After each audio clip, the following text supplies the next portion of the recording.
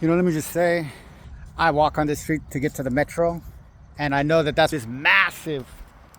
I just want to get this too, because this is relevant. But this, and it's hot as fuck, okay? So this relevant, huge ass thing, okay? That's completely empty right now, hasn't been filled at all. So that's a great selling point, right?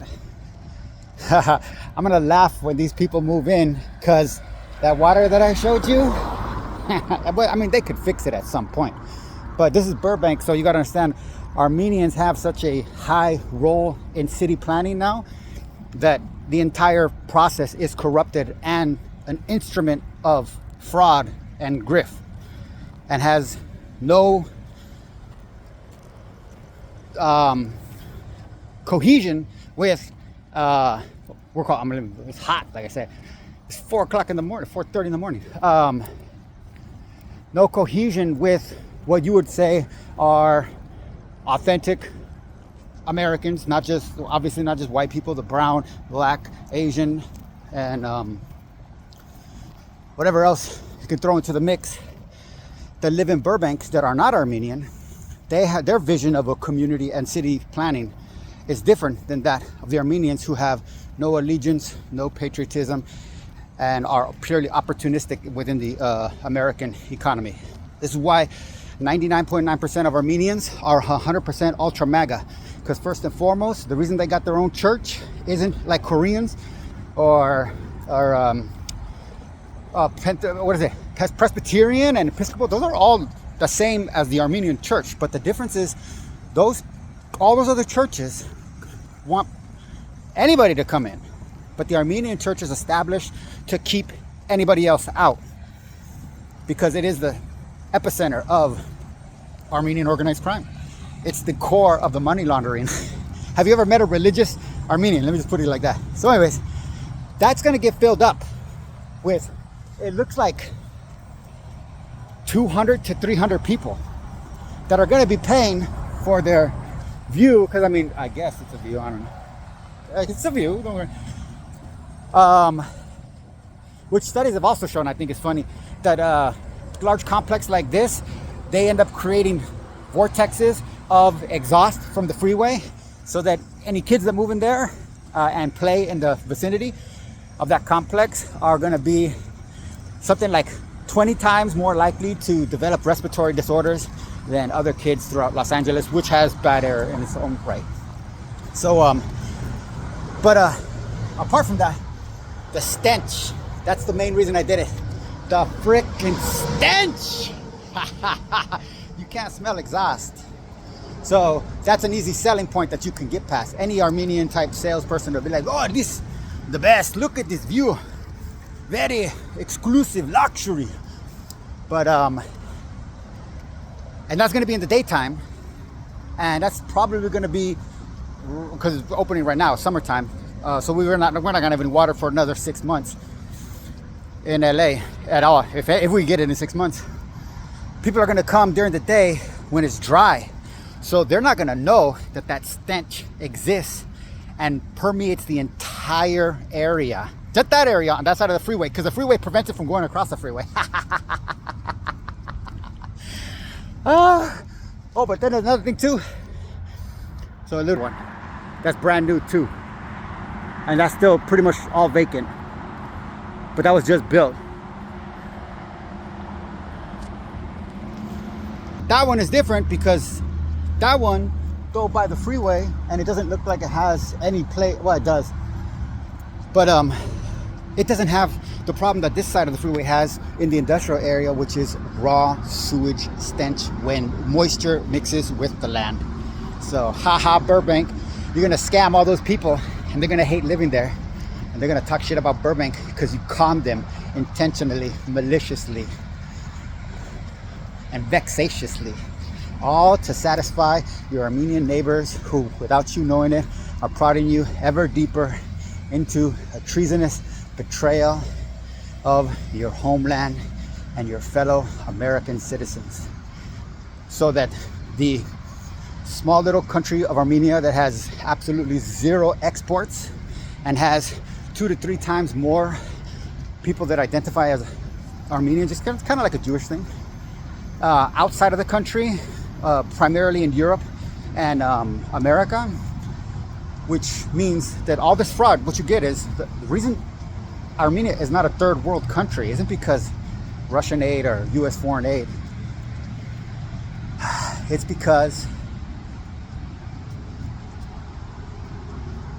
where's my bus at? That's because, what was I gonna say? Why is it because?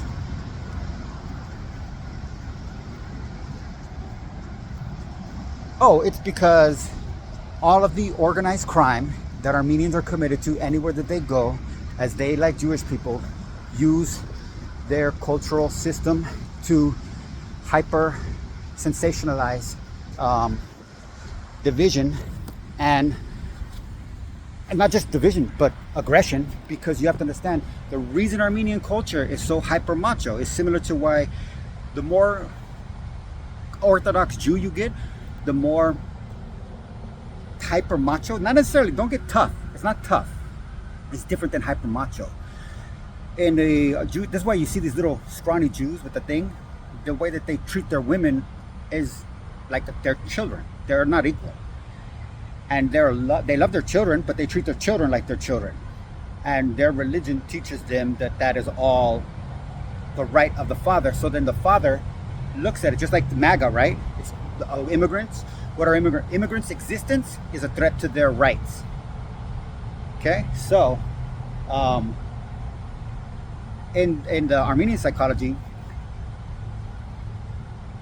because of their, I mean, they have a long history. I've studied the history of Armenia. I know about the great kings. I know about the mini empires. I know about the tension being crushed between large other powers. I know their role, some of the roles that individual Armenians have played in those empires, Persian, Roman, and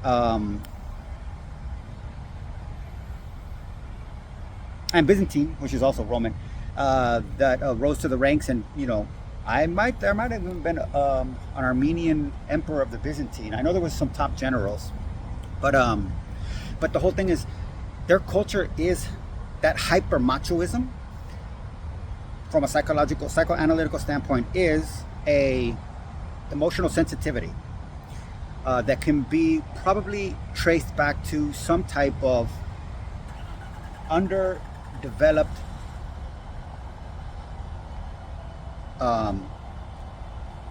like stress buffer, kind of like this. We have stress buffers in our mind so that you can go through life. So like you go to an Aboriginal in Australia, because of their situation, you call them primitive, but the catch is they live in the outback, which is, everybody would agree, is probably one of the harshest environments on the entire planet. I mean, you can say think about Eskimos too. Either one. Take the Eskimos or the Aborigines. So both of those are perfect examples, because what you have is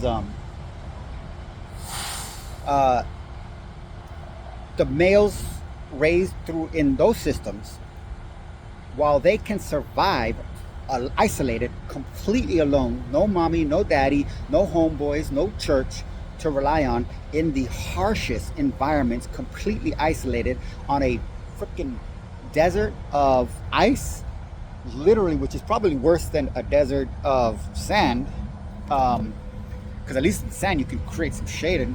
But this type of psychology doesn't create the same type of machoism that you see in the Jewish, it's the more orthodox, and in the Armenian, it's just the generalization. It doesn't create that machoism, even though, as far as life skills go, sure, Jews and Armenians, which is funny enough, they both pride themselves on being very business orientated, which is another part of this machoism.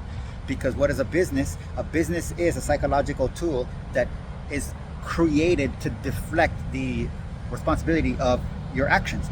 I didn't raise your rent because I'm greedy. I raised your rent because I'm running a business here. I didn't do it because I'm a conniving, two-faced, corrupt, evil Jew. I did it because I'm a good businessman. I'm just being pragmatic.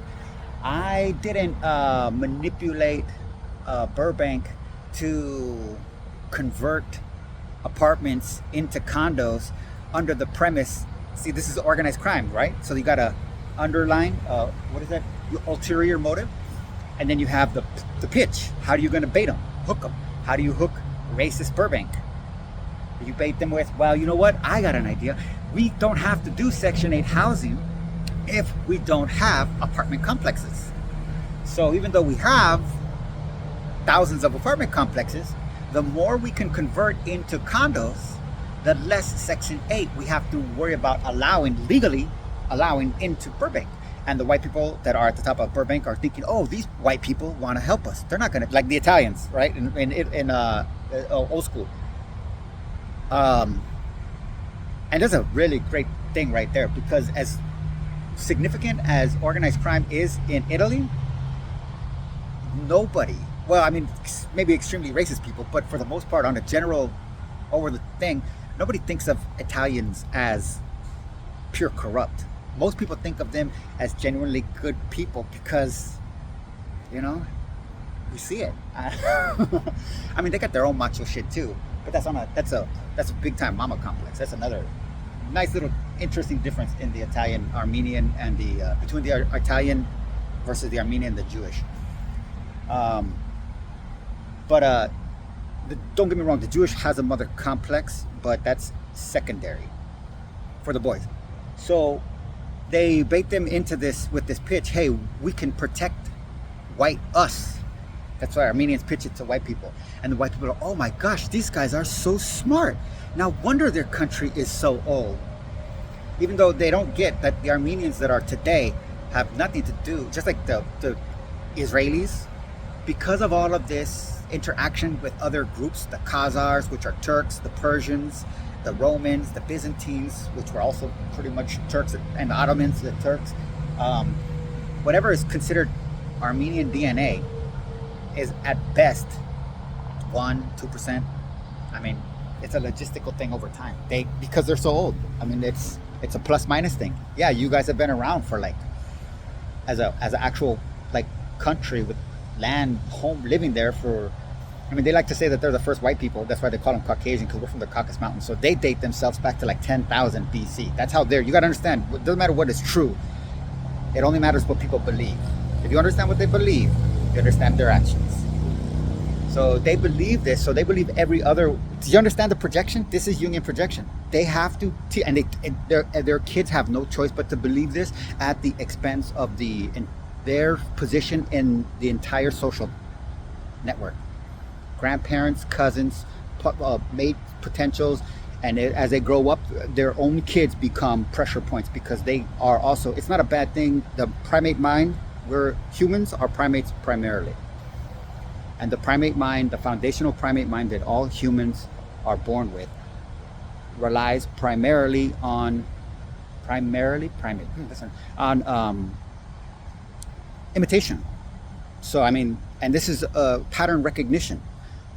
So this is by recognizing first a point, then the other point, and then the third point is the alien. So, and it keeps it small. This is I call it a concentration camp psychology. So, along with this, they, so if they, like, you want to wake up, or what do you want to call it, and realize that that's all bullshit, and that the truth is that they say that specifically because they know that there's no such thing as Armenian DNA. And it's not a bad thing, because it's human. That's the whole.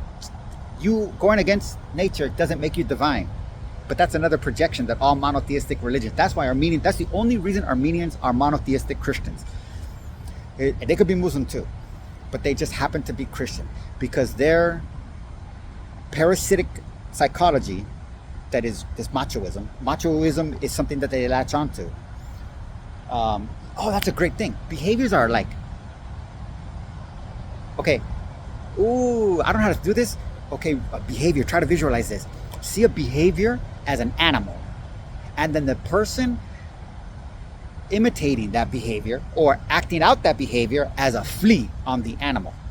And that is, oh, I don't even know how to say it. That's the best explanation I could say for how thoughts turn into behavior.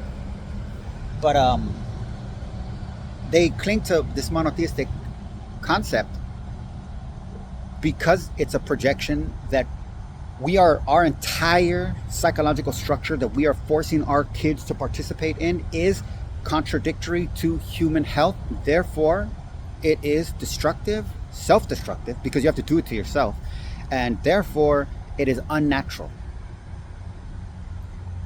It's in a psychological sense, it's the same thing as cutting, teaching your kids to cut off limbs of their body, uh, once they pass puberty. So, I mean, that doesn't give them very much to work with moving forward. It greatly reduces their outlook on life. Sure, you can overcome obstacles, but let's keep it real. So, going against nature in the psychological sense, because this unconscious, which we all share, just like the DNA of the body, they want to be Armenian and say we're different, but they got arms, they got fingers, they got everything else. Maybe they got 10,000 times more hair than us because they're actually the gorillas, the white gorillas. But anyways, who looks more like a gorilla, black people or Armenians? Oh! And the funny thing too is what's color? Oh no, actually gorillas are black. Chimpanzees then. Or what chimpanzees? That's, I guess, closest cousin. Who looks more like a chimpanzee? Black people or Armenians? But it doesn't matter because, again, we're all human. That's just a joke on them because they're sensitive to that stupid kind of fucking shit. So I think I lost my track of thought, but for the most part, just that one little allegory of behavior happened to come through this, so that's a good one right there. And I'm gonna leave it at that. But my whole point is just to say, when you look at the world, what you see doesn't define the world. It defines you.